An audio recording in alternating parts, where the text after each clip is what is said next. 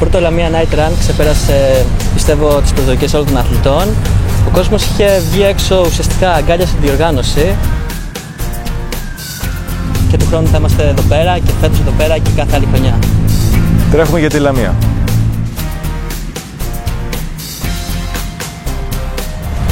Μια άρτια διοργάνωση από φίλους και αθλητές που γνωρίζουν το αντικείμενο και για τον λόγο αυτό δεν θα μπορούσα και εγώ να λείπω από το γεγονός αυτό. Είναι ένας αγώνας που τρέχουμε για το εφαγωνίζεσαι και γι' αυτό θα είμαστε όλοι στη Λαμία.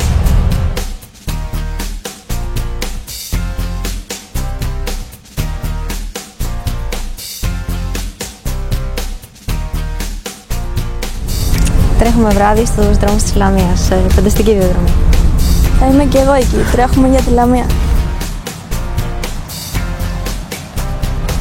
Ελάτε στη Λαμία το βράδυ 12 Απριλίου για να ζήσετε από κοντά μια μοναδική εμπειρία.